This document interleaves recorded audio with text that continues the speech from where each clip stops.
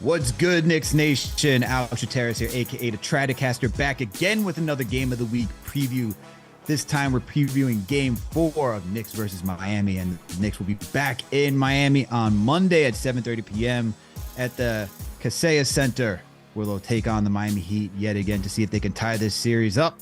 But with us today to help break this game down is none other than Greg Sylvander. He is a Heat insider for 5 Reasons Sports.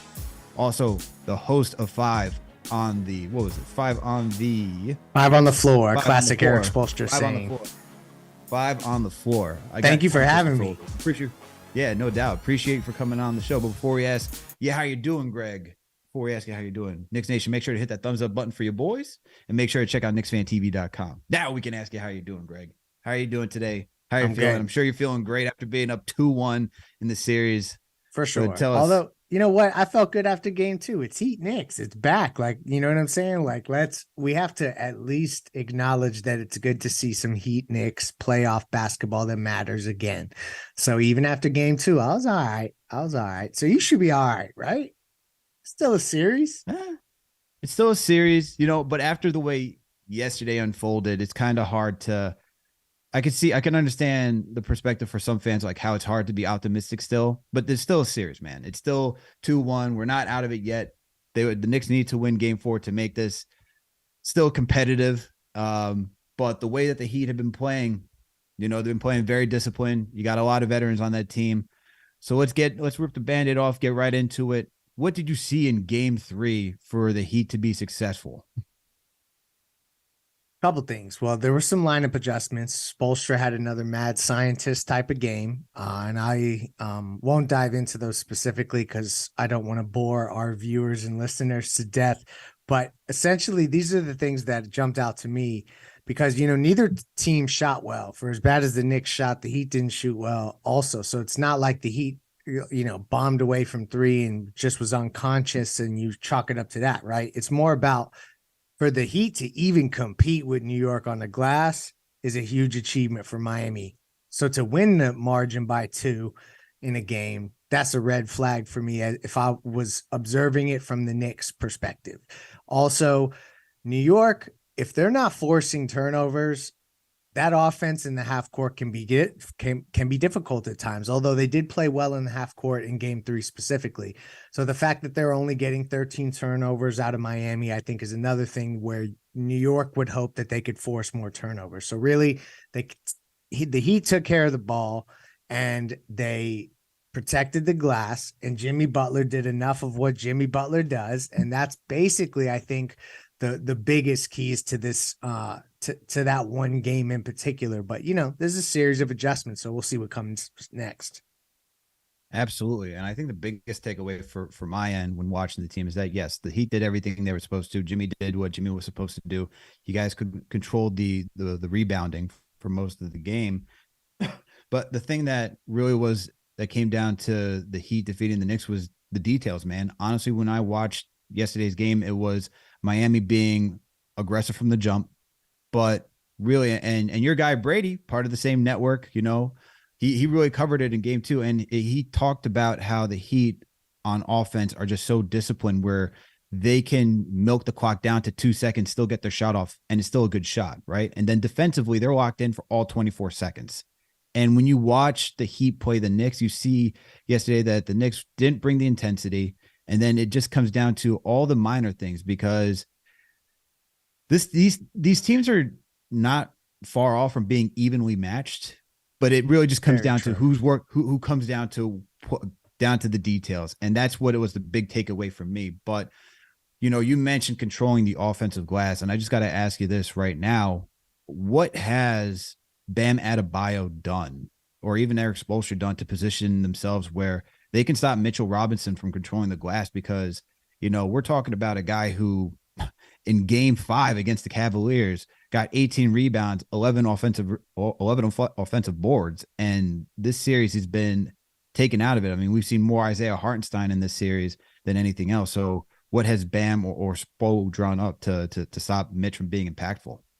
Well, one thing is Mitchell Robinson is hurting. And I think that it should be acknowledged that he is ailing with what I believe to be a hip injury, and they're not talking a lot about it around New York or in Miami. I don't know why it's not a bigger topic of conversation that he is laboring with that. That aside, because I know Knicks fans ain't looking for excuses, particularly from a Heat observer. I think that it has to do with the Bam Adebayo. They recognize that one fatal flaw that New York could impose upon Miami is on the glass. And so Bam has tried to make a concerted effort to find Mitchell Robinson and box him out. And in game one, he had 12 box outs on Mitchell Robinson, basically specifically to try to keep him off of the glass. And I think that you've seen an extension of that game over game. And so it's also that they're starting too big. So, they haven't always had Kevin Love in the starting lineup. They've tinkered with other lineups that were smaller with Caleb Martin, and others, but they've landed on this bigger lineup. And so it's a really a concerted effort by Bam to say, you know what, even if the fans start crying because I'm not scoring 25 a game, I'm going to lock in on defense and rebounding. And that's where they need me this series. And it's so far been so good, but Mitchell Robinson's great on the offensive glass, and he could have a breakout game at any moment. And I think that is a sign of respect, the way that Bam has placed so much attention on controlling him on that end. Absolutely. And you got to give credit to Bam when you watch the discipline, because Mitchell Robinson, as you mentioned, could be a force. And just to go through some numbers so that our listeners understand what Mitch was doing against the Cavs, right? He was averaging 8 boards in game 1 against the Cavs. In game 2 against the Cavs, it was a wash for the entire Knicks team. He only had 5 boards, but then bounced back with 7, 11, and then 18 to close out that series. He started off with 14 against the Heat in game 1, but now you're talking about 5 boards and 5 boards again for this guy. And, without his ability, without getting the second chance opportunities for the New York Knicks, right? And you could see that with, he only had 6 points in game 2, only 2 points in game 3. That's part of where New York's ability to be an efficient offense is getting those second chance points.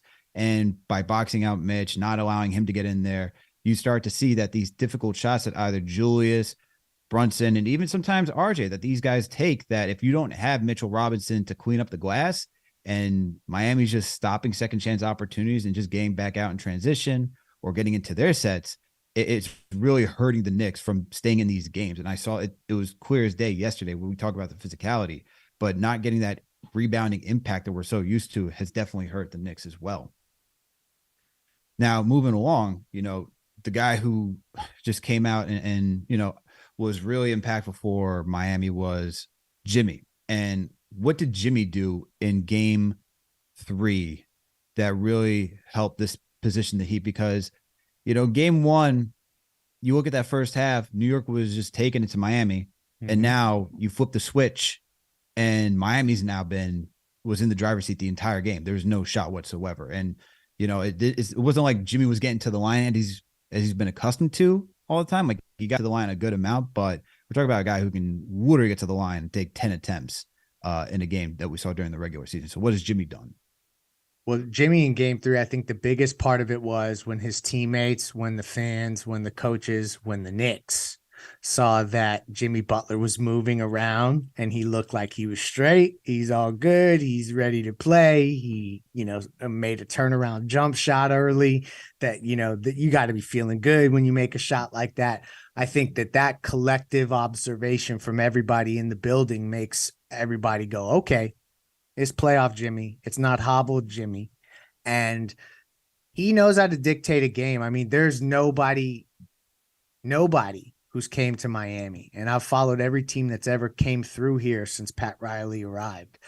A guy like Jimmy Butler who can hone in on a series, pick out 2, 3, 4 things that he wants to exploit. Maybe not all at once, maybe in successive games and such. And he can do it. And so like this just was a moment where he came out, he was sharp, he was aggressive, Bam was aggressive. Seeing Jimmy aggressive early, I think, was just the catalyst for them getting up early. And then New York was playing from behind, not shooting well. There was frustration abound. So for me, Jimmy he didn't have one of those world beater games, but 28 is still he was the best player on the floor. And when he's that coming off of a game where he didn't play, I think it just ultimately it translates to everybody says, okay, we know who's in control here. And it was Jimmy Butler. When watching that game yesterday, did you feel like Jimmy was getting to his spots with ease, or did you think that he still had to battle in order to get his shots off? Anytime Josh Hart's guarding him, he has to battle to get his shot off. Josh Hart is awesome. And if he could ever end up in a Miami Heat uniform, I'm all about that. No. All right, we're stopping right there. And I'm just saying, I'm complimenting your boy. But anyway, I digress. I will just say that he's having to work for it, but sometimes Jimmy gets in zones where his old man game, his YMCA step throughs and off glass kind of stuff, like it transcends what you're going to do defensively against him. Because if he's going to like slide to the right, not travel like most players are doing, and then also make it off the glass and get fouled, what are we really going to do against that? So it's like part of it, if he's really feeling himself, it's difficult to stop him. The problem is that the one thing is, I guess I'll say this, is that if all of a sudden the players around him are not shooting so well, it's a lot easier to crowd him, to help off, and to really get three on him almost at times. And so that's what I guess if from a Knicks perspective, if you can figure out a way to get these shooters more uncomfortable, maybe you'll have more ways of getting to Jimmy and being more physical, getting him out of his spots. Absolutely. And once again, we're talking to Greg Sylvander. He is the Miami Heat insider, and he's also the host of 5 on the Floor. You can find all of this at 5 Reasons Sports Network.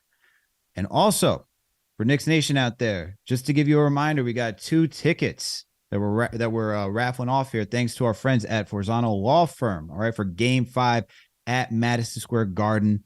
And if you've been injured in a car accident, construction accident, slip and fall, etc., Forzano Law can help you on the road to monetary compensation. They offer free consultation, free representation until you get paid. So make sure to call our guys at 718-372-1397 or go to ForzanoLawFirm.com. And once again, they are raffling 2 tickets for Game 5 at Madison Square Garden between the Miami Heat and the New York Knicks. So you gotta go put your name in and go get that chance for the raffle. Make sure to do so by going to KnicksFanTV.com to go enter your name and potentially win those 2 tickets to Game 5, Knicks versus Miami, over at Madison Square Garden.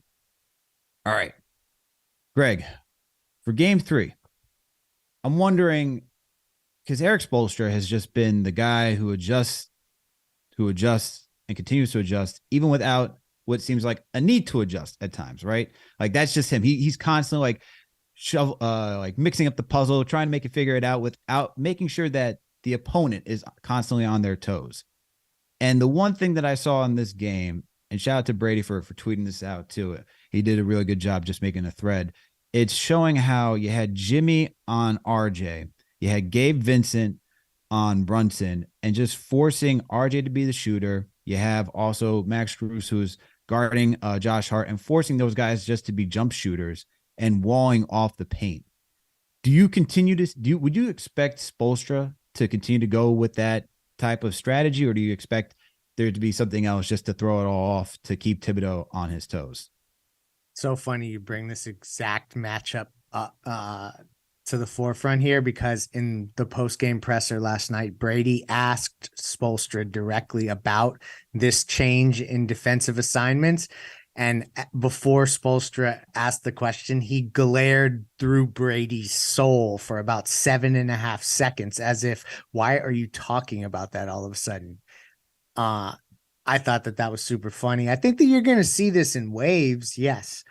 Do I think it can always be effective? Not necessarily. I do know that sources within the Heat organization told me before the series started, we're going to let RJ Barrett beat us. And if RJ Barrett can beat us, then hats off to them. But that's the guy that they don't think can actually beat them 4 times in a 7-game series is where I'm going there. So the weird thing about Spoelstra, the weird tweaks that could come out of nowhere is that he could go back to how he defended guys in Game 1. Like, because everyone anticipates that this is now the adjustment he's made, he may adjust again, and then he would come back to this in blitzes. So I just think that, yes, we're going to see it again. Do I think we're going to see it every possession? Probably not. Okay. This is just the confusing nature of Eric Spoelstra, which is, why is just a revered coach around the league. He's up there with, when you think about just X's and O's and strategy, it's up there with Popovich, Steve Kerr, and just how to deploy his players and put them in the best position to succeed.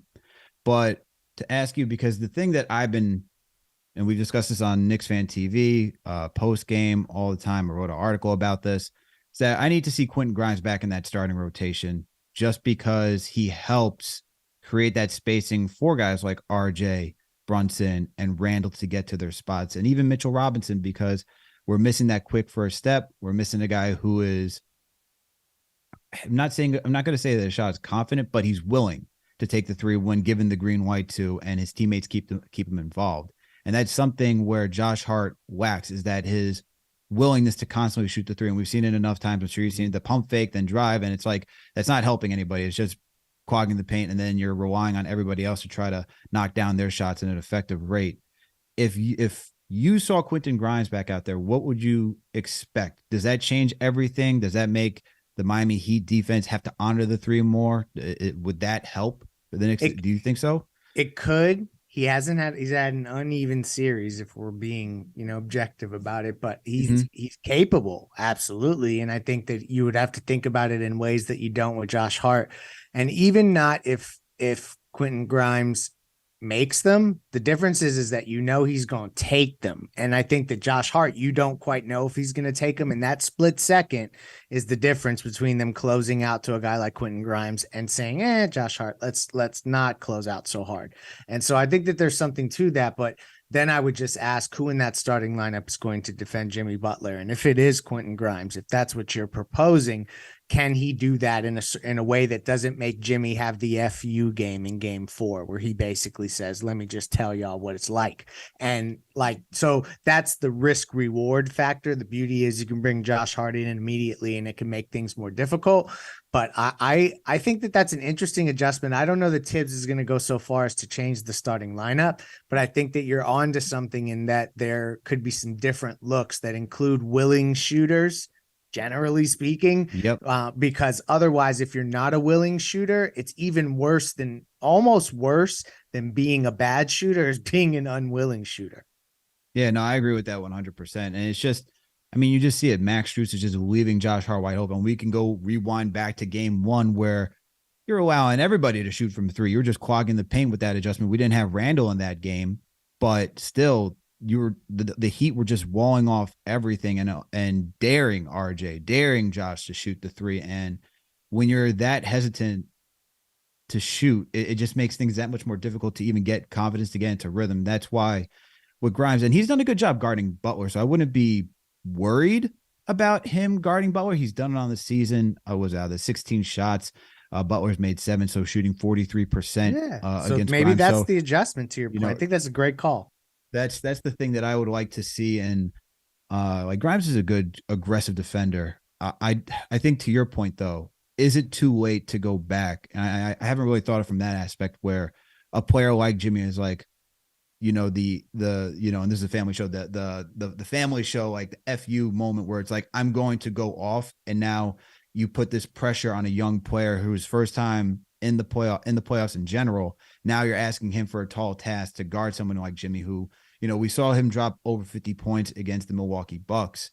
And now are you going to say, hey, I'm going to trust you in game 4, which is essentially now a do or die game for the Knicks, right? Because you can either tie the series up, and as everyone talks about, it's now a 3-game series with home court advantage for the Knicks, or do you put yourself in a hole and it's like, what do you go back to this point? And now it's just, you're in a corner. You're backed into a corner. You're just throwing haymakers, trying to see if something lands. And that's a good call out, whether or not do you want that young player to be in a position like that.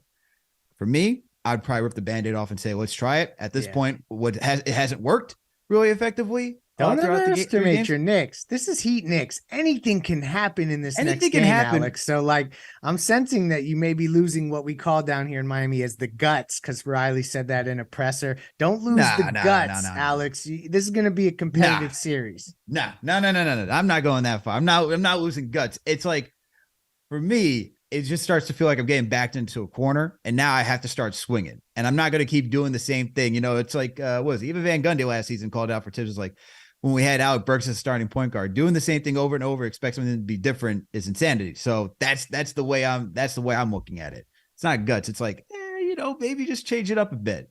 But moving along, the Knicks have lost somebody in their day-to-day. It's Immanuel Quickley. And so for game 4, how do you expect Miami to, once again, adjust now that Quickley's not out there? Because even though he hasn't had a great playoff run, he was getting to his spots a little bit, even though it wasn't efficient, and it looked like he was trying to break out of this rut that he was in. How does the Miami Heat adjust now that they don't have their 6th man of the year candidate on the bench?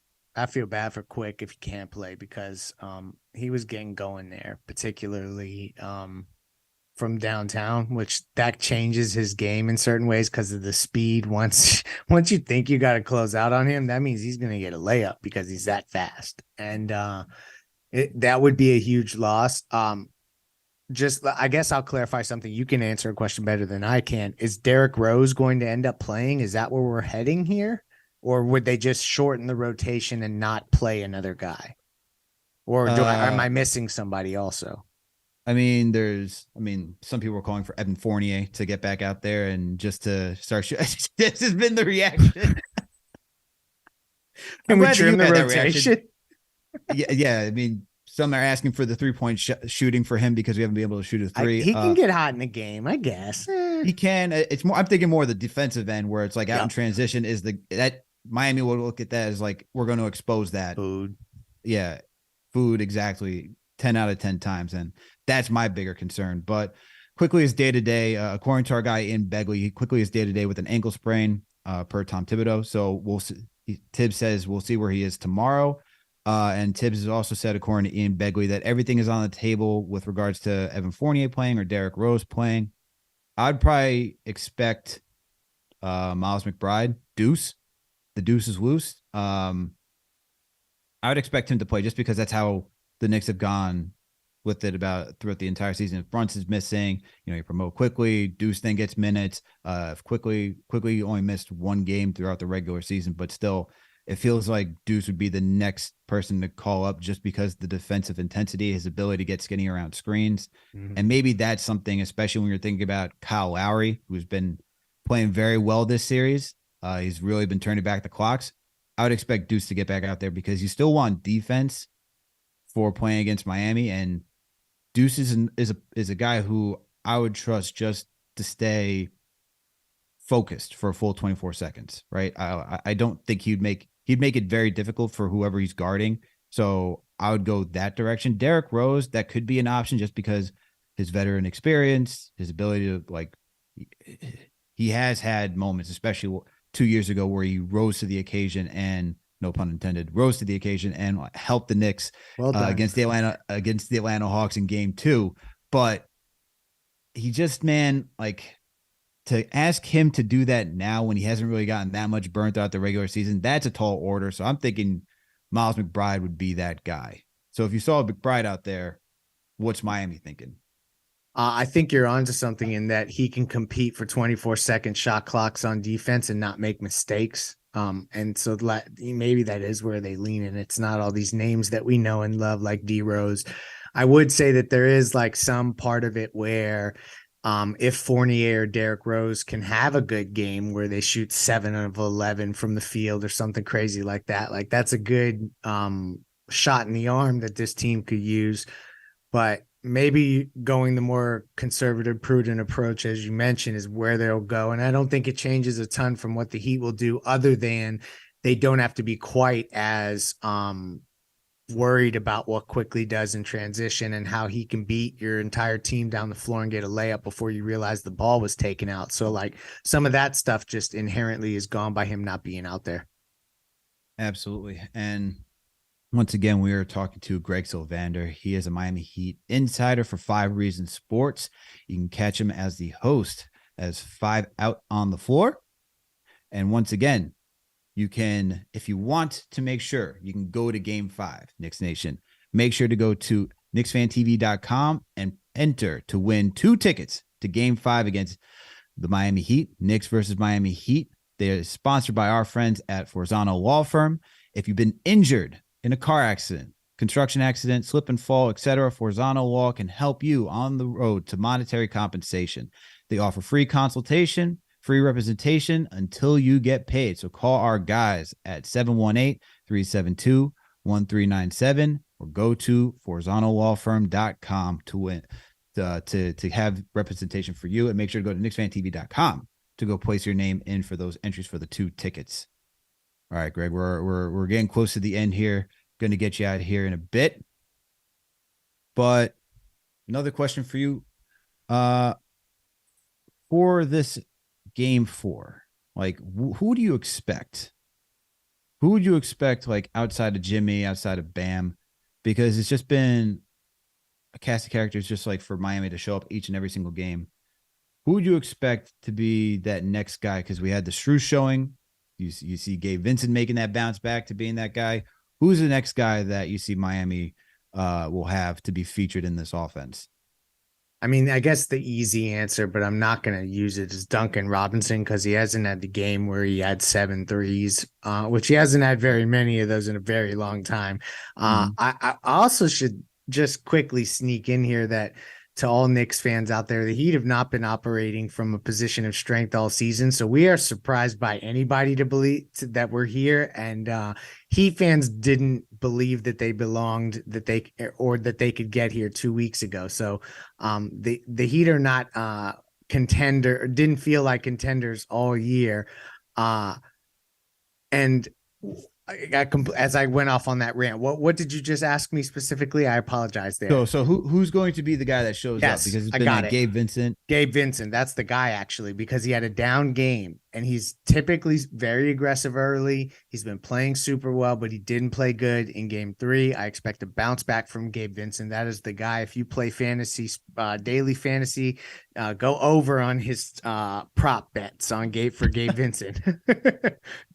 I'm expecting a Randall bounce back for our end. We need him to bounce back. I'm not too worried about Brunson, but I'm expecting Randall just because the incident, I guess we can call it, with Cody Zeller being physical throughout that game. You could see that ready to spill over just for the physicality throughout quarter to quarter. So I'm expecting Randall to bounce back.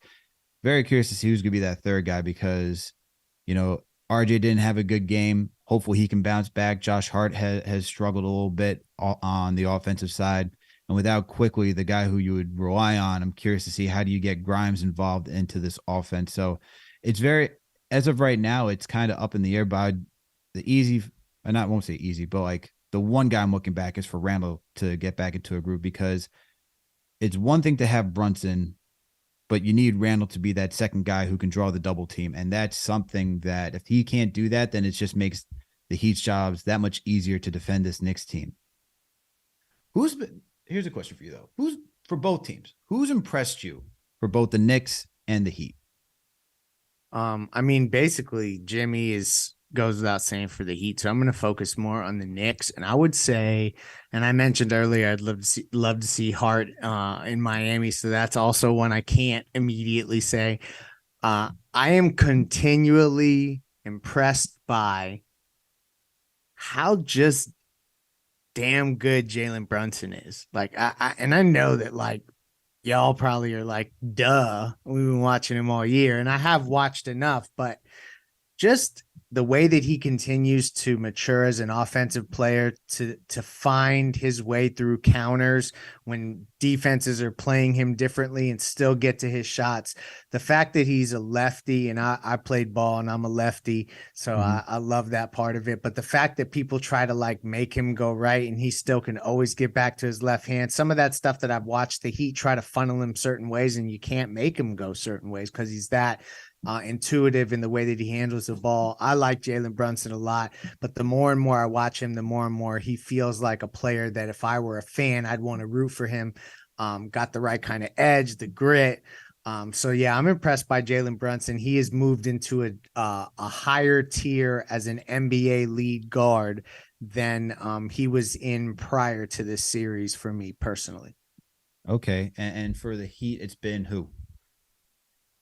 I mean, Jimmy is surprised. He surprises me every day, but I have to stop being surprised by him. So in this series, I'll say what they've got from Kyle Lowry and Kevin Love has been huge, because those guys have been really uneven here. It's been up and down. So I'll land on Kevin Love. So I give you one answer of a guy that I've been surprised and impressed by so far. Okay, since you went New York first and then Miami, I'm gonna go Miami first and then New York. For Miami, I've been actually impressed with Gabe Vincent, just because he's an undrafted guy and the way he stepped up in game 2, game 1.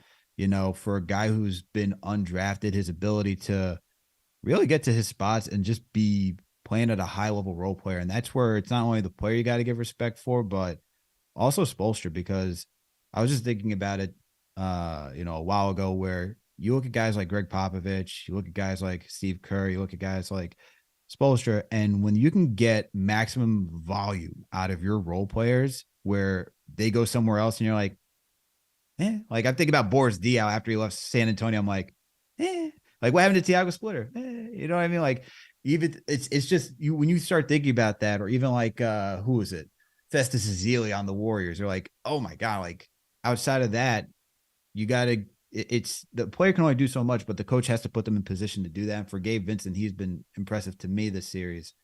For New York, I'm gonna go with RJ, because I'm not shocked by Brunson at this point, but for the first 2 games to go against a Miami Heat defense, still get over 20, that's been impressive to me considering his up and down season. Now I know game 3 was bad for him, but it was just bad for everybody. So it's just, it's not really, it's like a mulligan statistically. It's not really like no one really stood out to me, but I'm going to go with RJ just for like his fact of how he's been resilient and how he's been able to step up to the challenge. But as you said, I'd like to see him, Miami is looking for him to beat them in 4 games. So if we're going to have any chance to come back, it's not only do you need Brunson and Randall to play well, but you also need RJ to be getting back downhill and getting to his positions as well. But now let's do the fun stuff before we wrap up, Greg. Let's do the fun stuff, because we were talking before we got on the show, and you're like, you've been on the wrong ends of just Miami Heat and New York Knicks battles, and so have we. So how is it? Let's talk about it, man, because I know for Knicks Nation right now, we're all down right now. We're looking for game 4 tomorrow. I can make you feel better. Yeah, thank you. So I'll take you back to 98, 99, somewhere around there. I was in high school and went to Heat Knicks, all of those home games back then I was in attendance for, and particularly for the Allen Houston game winner that ripped our souls out of our bodies. I'll never forget, my uncle and I were there, and the entire arena filed out, and it was completely empty except for the people sweeping stuff behind the seats. And we were still sitting in our chairs, slumped over, like, I can't believe that just happened. And then the second one I have to bring up is when Jamal Mashburn passed to Clarence Weatherspoon, and Clarence Weatherspoon missed a shot, and Spree got the rebound, and he threw the ball up in the air. And it was kind of like, that was a moment when the Knicks beat the Heat. It was for the 3rd time in a row as a lower seed, going into Miami, winning it on their home floor, eliminating them in front of their home fans. Pardon me, if any coach or executive that happened to them in this age, they get fired. Riley did not get fired. And I think that's an interesting thing, a nugget to remember for organizations that want to be successful. But I knew that Heat team was done, that the Knicks had a mental advantage over that Heat team, and Ewing had a mental advantage over one of my favorite players of all time, Alonzo Mourning, that they could not get over. And so for a long time, I hated the Knicks, but I respected the hell out of them because of everything that they did against the Heat back in those series. So I felt that pain. It was fresh. Sometimes it can still feel fresh. So you got that out of me. Hopefully that made Knicks fans feel a little bit better, is that Heat fans have suffered as well. Thank you for that, because after yesterday we needed some sort of cheering up. So I appreciate you for that story. And it's funny that you said Alonzo Mourning, because for KFTV we've been hosting these watch parties at Jay-Z's 40/40 Club in Manhattan, and who shows up after game one at the end? None other than Alonzo Mourning. Wow. He shows up to a Knicks watch party. And we got word, and we're just disgusted. We're like, what is happening here? How is Alonzo Mourning showing up to a Knicks watch party after, the game's over, and now you see him? It's like, this is just like throwing salt into the wound. But right. man. Greg, appreciate you for coming on and sharing the stories. And look, if you want something, I still hate that we dropped confetti after being the Miami just one game. That's the thing that really maybe it was a mistake. Maybe it was a mistake. But probably not. That was too much confetti to make it a mistake. I was trying to give you the benefit of the doubt. One. Never mind. Mari hitting the fire extinguisher. It's just those are bad times. But Greg, appreciate you for coming through. Please let our listeners know where they can find you and if you got anything coming up. For sure. So you can catch 5 on the Floor wherever you listen to podcasts. That is 5 on the Floor. You can follow me at Greg Sylvander on Twitter, and check out the 5 Reasons Sports Network. We're giving you free content. It's a Miami-based sports network that is branching out nationally as well, so check us out there. But 5 on the Floor, that's the main entity that I want to communicate for Heat Knicks, because that's all we talk about for right now. There you go. If you want to keep up to date with more Knicks Heat content, make sure to go check out Greg and the team over at 5 Reasons Sports. And once again, Greg, appreciate you for coming on. And to Knicks Nation, thank you for tapping in for another Game of the Week preview, Knicks versus Heat for Game 4. So make sure to hit that thumbs up button for your boys. Make sure to check out KnicksFanTV.com, where you can catch Remy's recaps after every single game. And also, remember, we got a ticket giveaway. So make sure to go to KnicksFanTV.com to enter your names for the giveaway to the Knicks versus Heat Game 5 at Madison Square Garden. And we got to thank our friends at Forzano Law Firm for doing this for us. If you've been injured in a car accident, construction accident, slip and fall, Forzano Law can help you on the road to monetary compensation. They offer free consultation and free representation until you get paid. Make sure to call our guys over at 718-372-1397 or go to ForzanoLawFirm.com to go get representation for you if you've been hurt in any manner. And thank you to them once again for the ticket giveaway for Game 5, Knicks versus Heat. And the Knicks Nation will catch you after Game 4 for not only the post game, but also make sure to tune in for the preview and obviously play-by-play with JD. All right, Knicks Nation, we out of here.